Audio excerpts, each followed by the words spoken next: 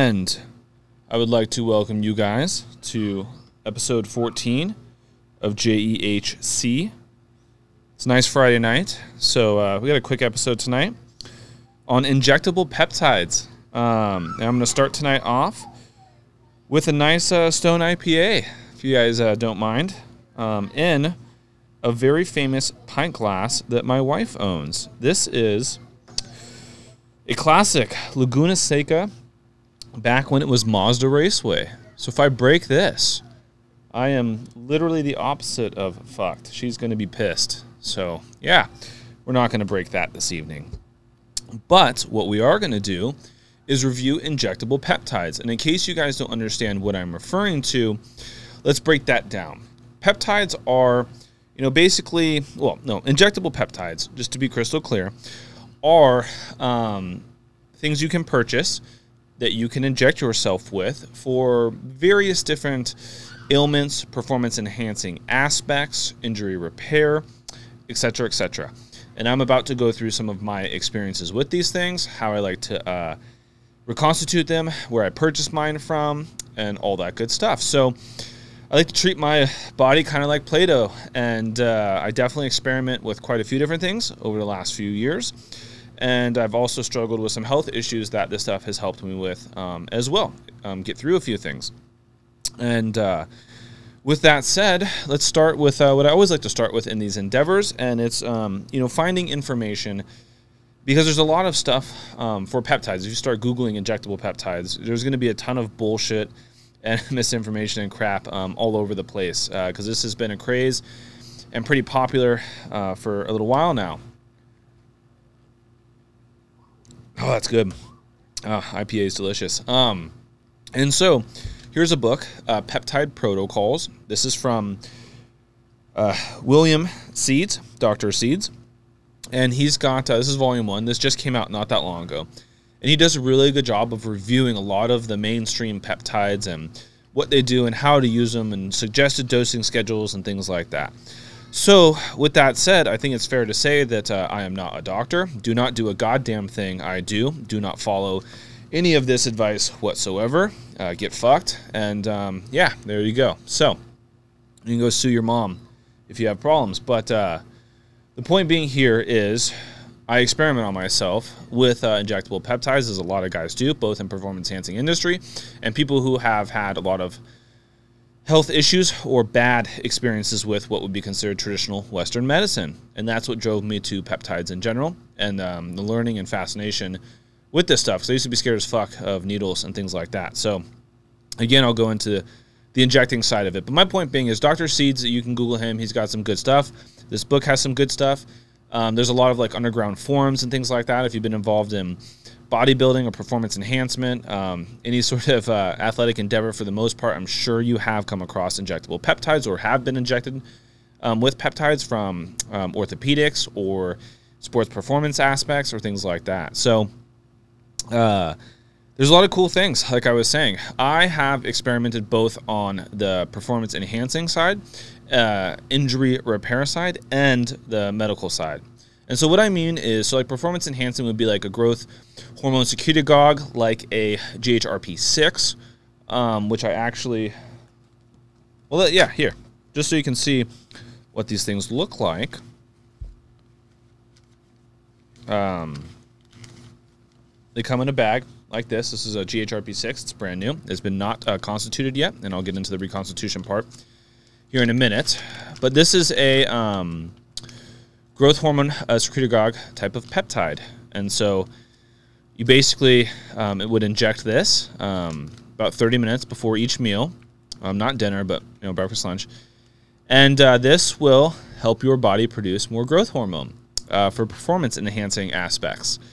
And so problem is, this is Ghr V6, a little bit more of an old school one as opposed to a 2.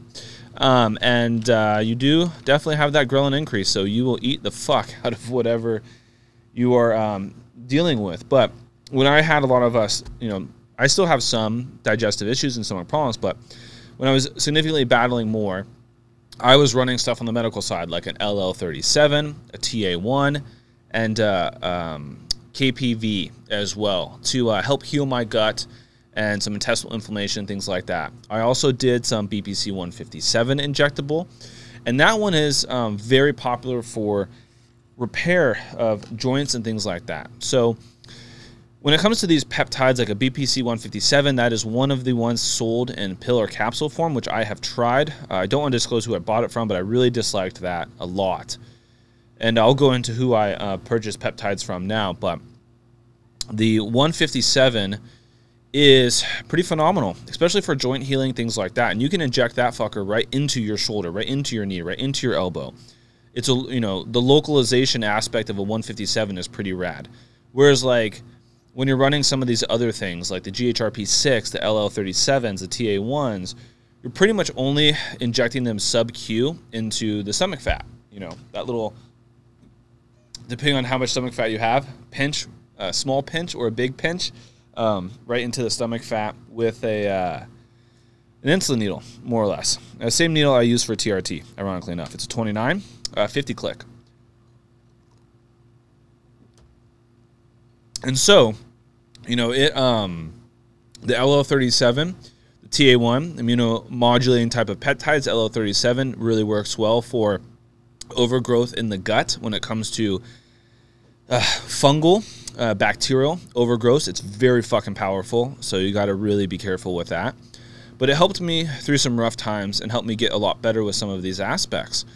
The 157 also helps gut healing as well. And then the Ghr V6 were stuff that would be more on the performance enhancing side. Again, these are things that help your body produce more growth hormone.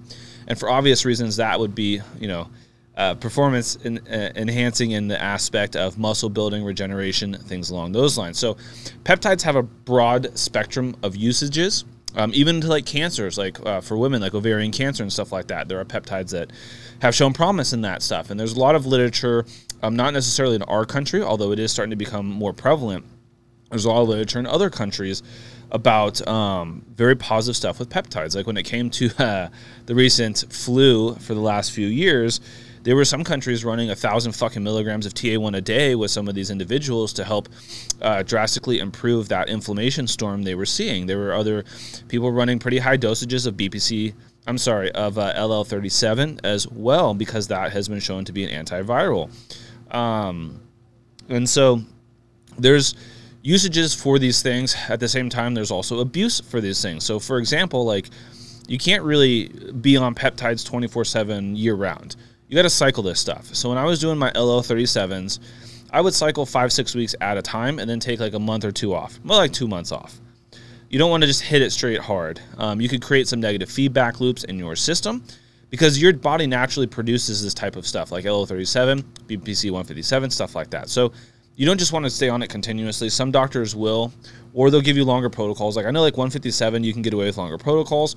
Ghr V6, I think you don't really want to be pushing that past 6 weeks, although I know guys that have done it a few months straight. TA1, again, you don't really want to push that too far past like 6-7 weeks, 8 weeks maybe.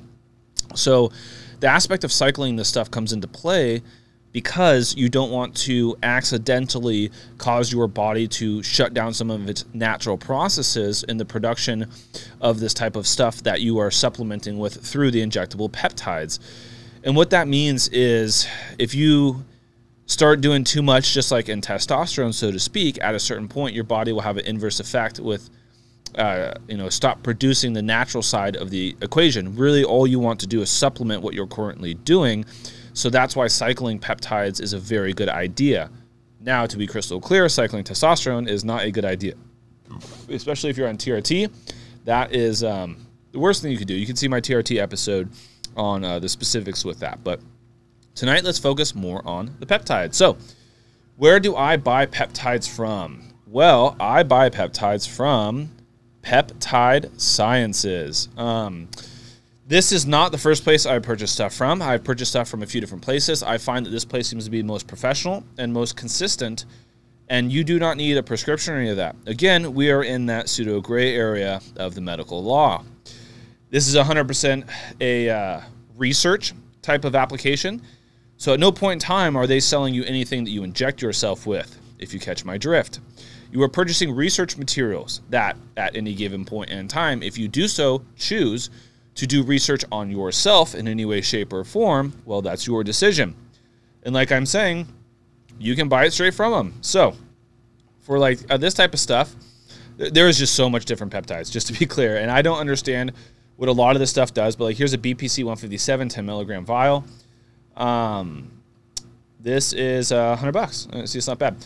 And so these things show up, like I was saying, in these little vials. Let me pull out some of mine real quick.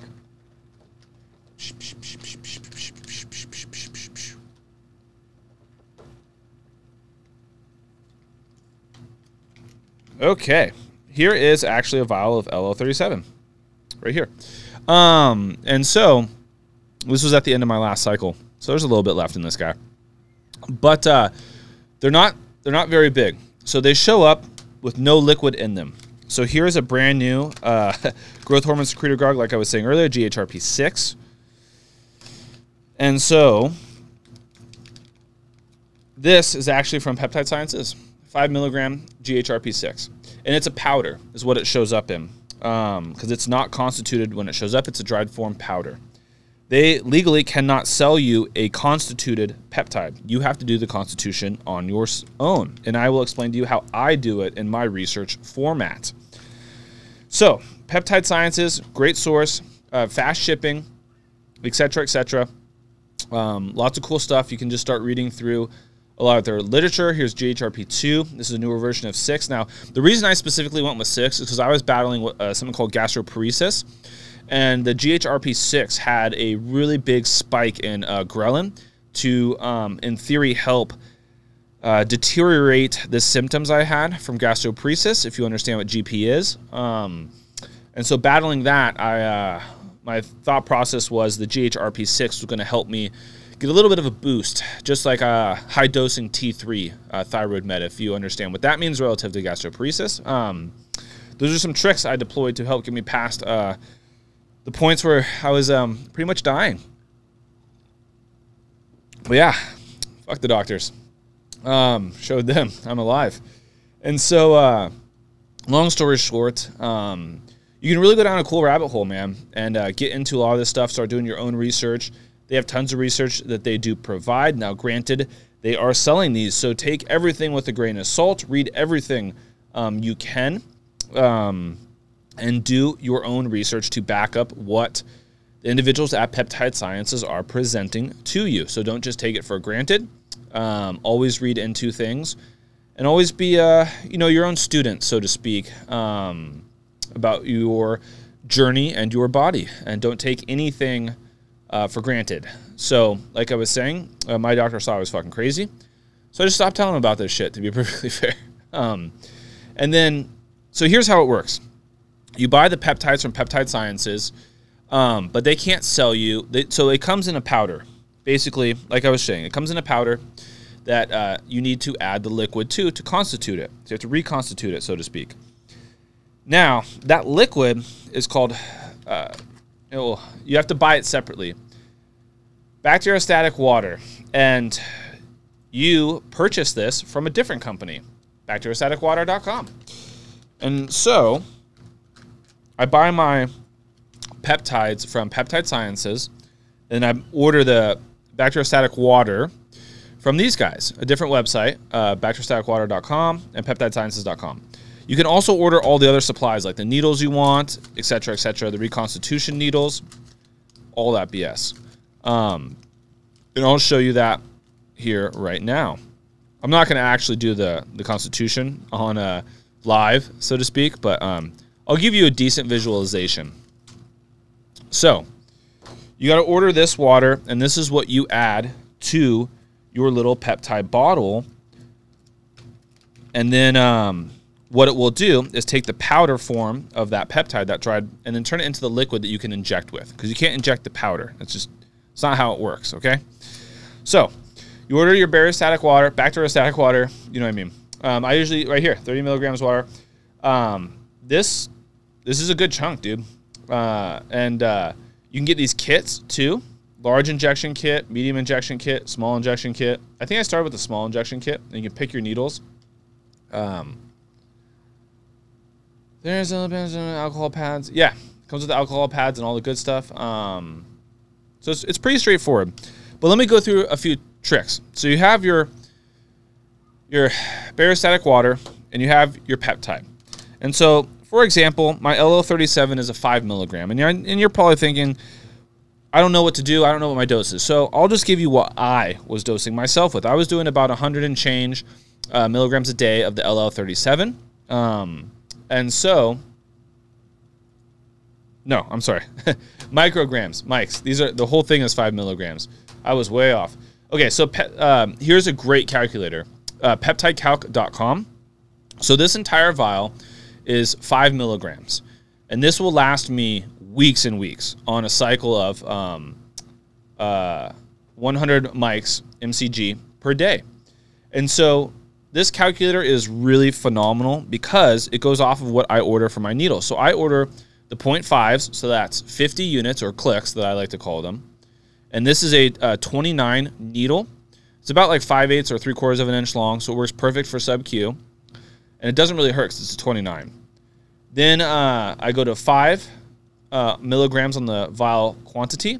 And I always add 3 milliliters when I do these little bottles. I have found that if you push it more than 3 milliliters, it just doesn't work well because they can't hold that much liquid. You know, they're tiny little fuckers. You see what I'm saying? So I have a larger needle here that goes up to 3 millimeters. Now, this larger needle here.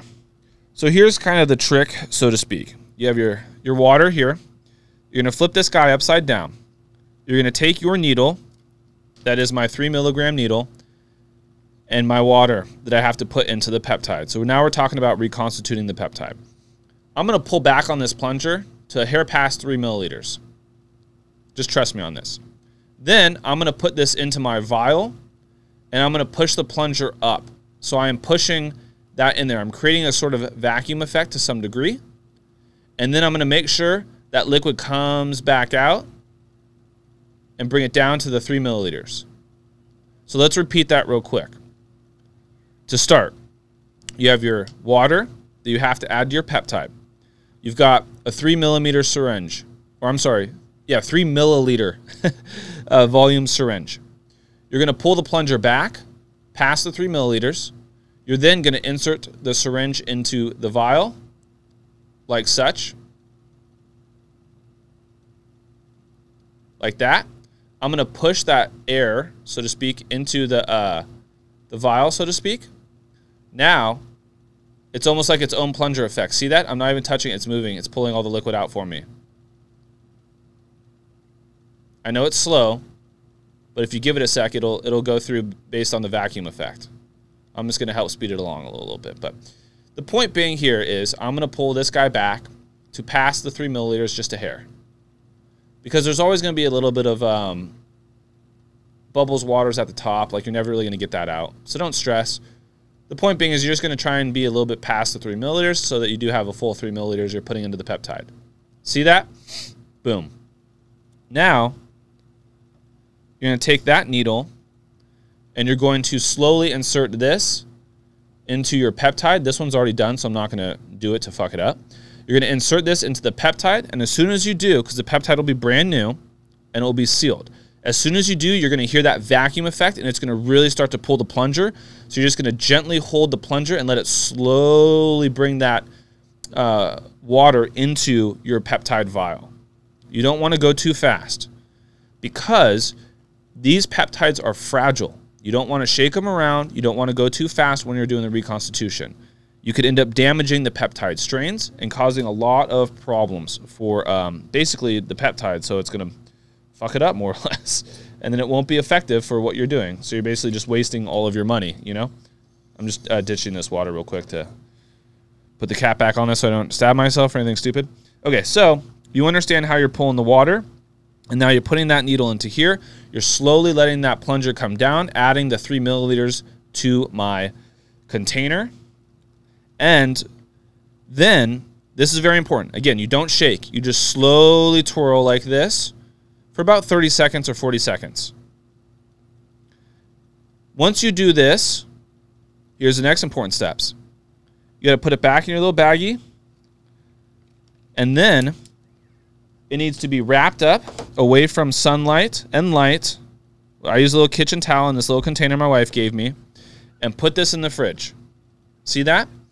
Two things peptides do not like when they're constituted, especially when they're constituted, is light and heat.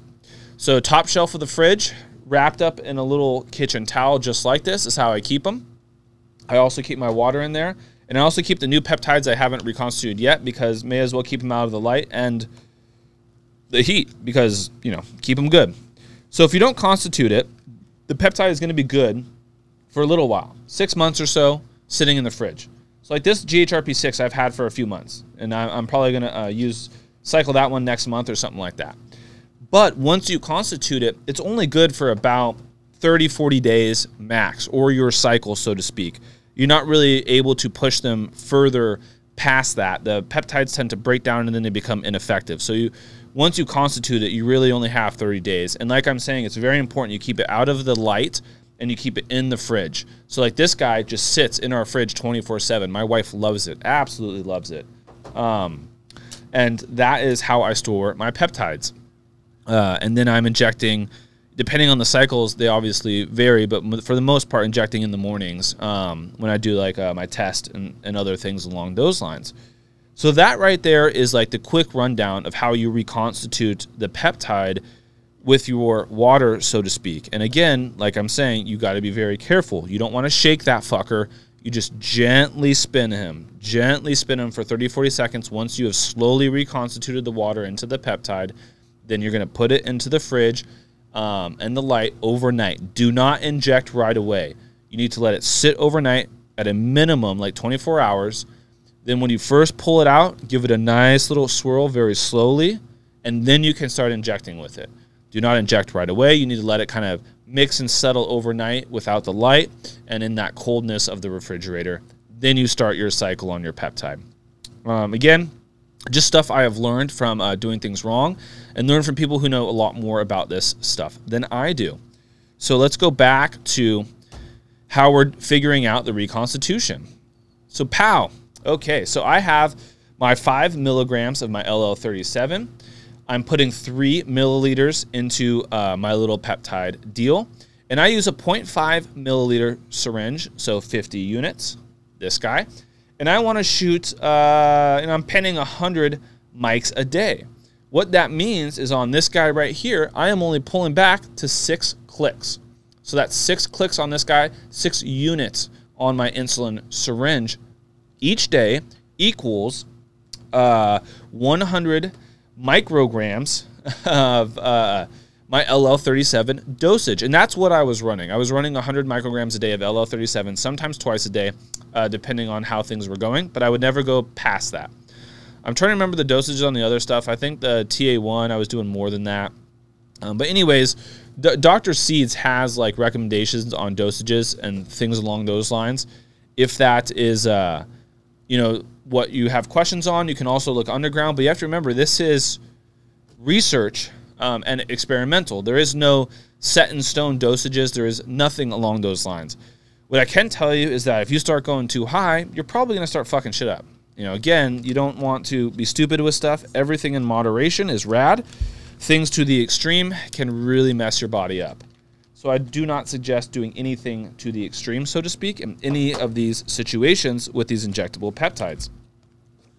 So that's a good rundown of where to buy, Peptide Sciences, Reconstitution, Dosage Calculator, all that good stuff. And, you know, this is something that I think is misunderstood and feared. I certainly was a little scared of it, but you know, once you get used to doing sub-Q injections right here in the stomach, you know, right on the sides of your belly button, so to speak, it's really not bad at all. And this stuff can really help people that are struggling with certain aspects. I have not done like a 157 injection. BPC 157 is what I mean. And like the shoulders and knees and stuff. But I have a ton of friends and buddies that use that to help heal injuries localized. And they love that shit. And they cycle that multiple times a year. So yeah, that is a quick little JEHC episode 14 on injectable peptides. Another thing that I do like, I wish more people would experiment with it, but you know, I totally understand that people are scared of this stuff. A lot of doctors are scared of this stuff, but to be fair, I'm seeing more and more doctors adopt this stuff and utilize it for its benefits in multiple avenues.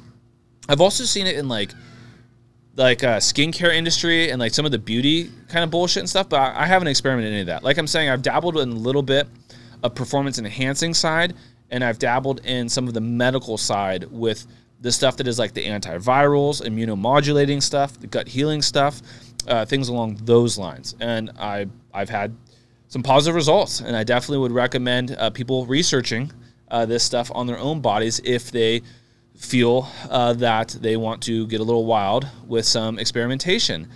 Anybody ever has questions on this stuff, let me know. I have no problem helping anyone out.